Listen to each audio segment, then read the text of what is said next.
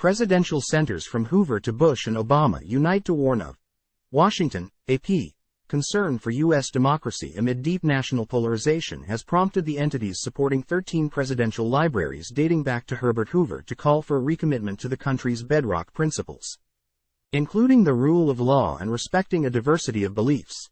The statement released Thursday, the first time the libraries have joined to make such a public declaration, said Americans have a strong interest in supporting democratic movements and human rights around the world because free societies elsewhere contribute to our own security and prosperity here at home. But that interest, it said, is undermined when others see our own house in disarray. The joint message from presidential centers, foundations and institutes emphasized the need for compassion, tolerance and pluralism while urging Americans to respect democratic institutions and uphold secure and accessible elections.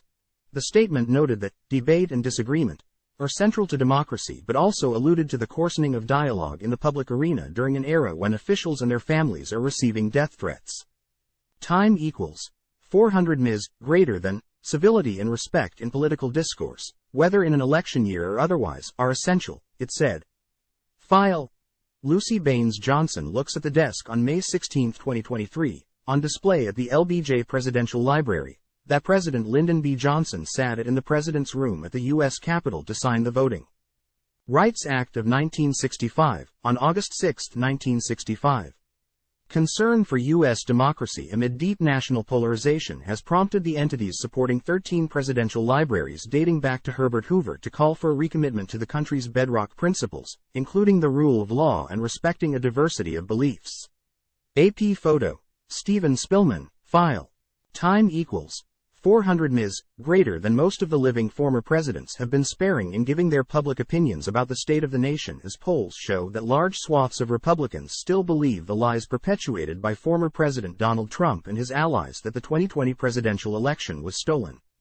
Trump, a Republican, also has lashed out at the justice system as he faces indictments in 4 criminal cases, including 2 related to his efforts to overturn the results of his re-election loss to Joe Biden, a Democrat.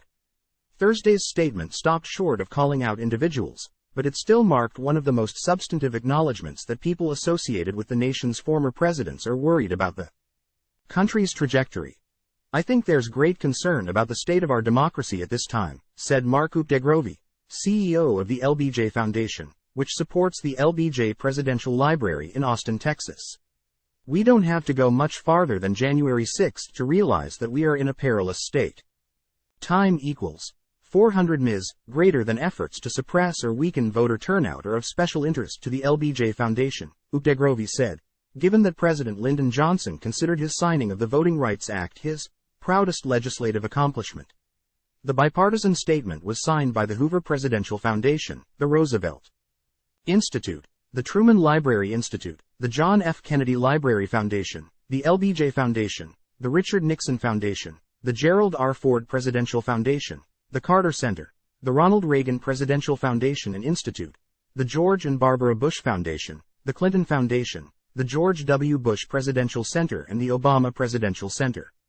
Those organizations all support presidential libraries created under the Presidential Library Act of 1955, along with the Eisenhower Foundation. The Eisenhower Foundation chose not to sign, and it said in a statement emailed to the Associated Press. The Eisenhower Foundation has respectfully declined to sign this statement.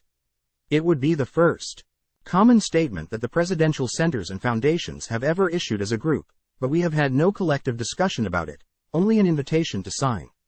The foundation said each presidential entity had its own programs related to democracy. The push for the joint statement was spearheaded by Daniel Kramer, executive director of the George W. Bush Institute. Kramer said the former president did see and signed off on this statement.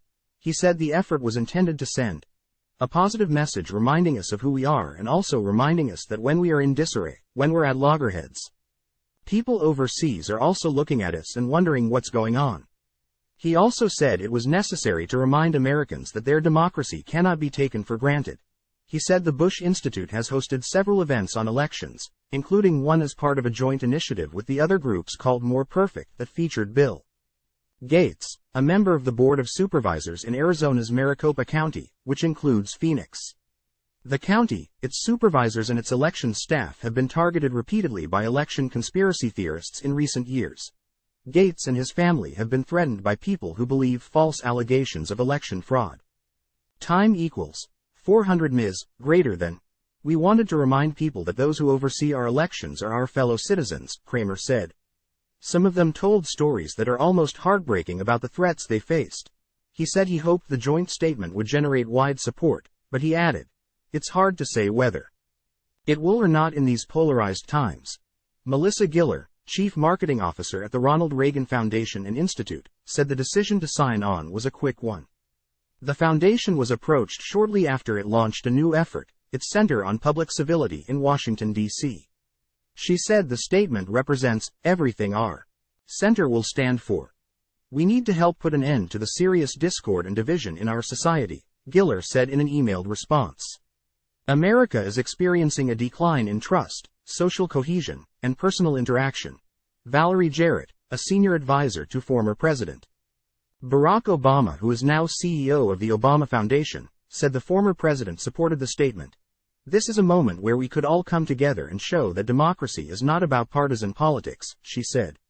"It's about making our country strong, making our country more decent, more kind, more humane."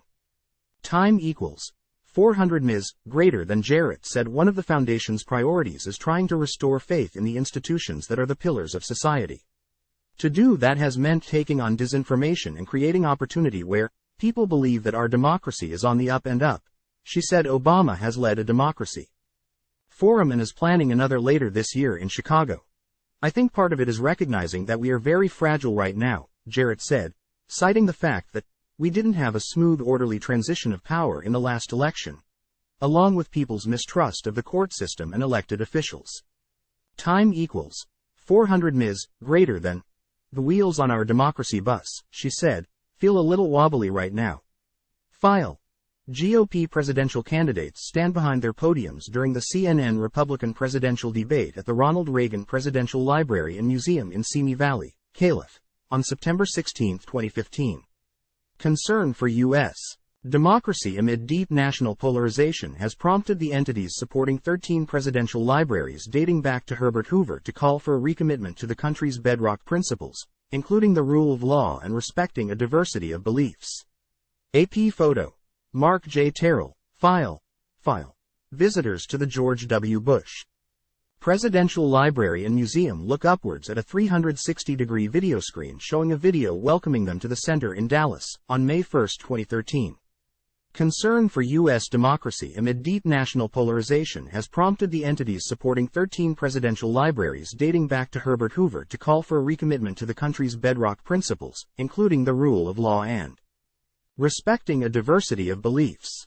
AP photo. Tony Gutierrez, File. Valerie Jarrett, former senior advisor to President Barack Obama, speaks during the National Action Network Convention in New York, April 3, 2019. Concern for U.S. democracy amid deep national polarization has prompted the entities supporting 13 presidential libraries dating back to Herbert Hoover to call for a recommitment to the country's bedrock principles, including the rule of law and respecting a diversity of beliefs. AP photo. Seth Vinik, File.